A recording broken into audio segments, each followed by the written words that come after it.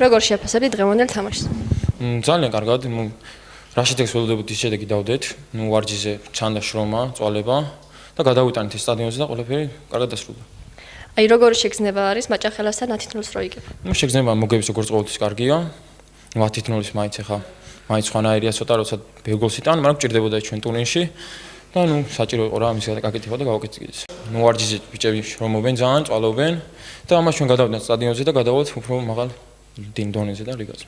საბა პირველ რიგში მინდა მოგილოცო დღევანდელ თამაშში 3 გოლის გატანას და მინდა რომ მითხრა დღევანდელ თამაშს როგორ შეაფასებდი? სურამ და ზაზამ რაც დავალებები მოგცა ყველაფერი შევასრულეთ და თამაშიც აისახა ეს შედეგი. როგორი შეგრძნება არის მაჭახელასთან 10-0-ს რო იგებ? ჩვენთვის მნიშვნელობა არ ქონდა დღეს რა გარის მოვიგებდით 3 ქულა იყო დღევანდელი დღის მიზანი და მოვიგეთ 10-0 და 3 ქულაც ავიღეთ.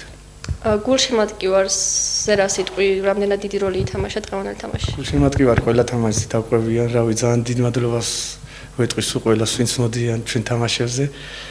შემდეგი თამაში გვაქვს გურიასთან, ერთ-ერთ ლიდერთან. ცხრიშიც სიმჭიდროვეა, მე-5 ადგილზე ვართ, მაგრამ 2 ქულით წინ არის არგეთი ჩვენზე და შევეცდებით გურიასთანაც 3 ქულა მოვიპოვოთ. აი ზუსტად ეგ უნდა მეკითხა ახლა მე-5 ადგილზე არის გუნდი ცხრილში და რას პირდები გულშემატკივარს? 3 ქულას გურიასთან აუცილებლად. მადლობა დიდი. მოგეხსენებათ ჩვენი YouTube არხი ივერია პლუსი ატარებს უკვე მესამე ლაივ რეპორტაჟს. მინდა გულშემატკივარს უთხრა რომ ჯერჯერობით ცოტა ტექნიკური პრობლემები გვაქვს, მაგრამ ეს ყველაფერი გამოსწორებადია.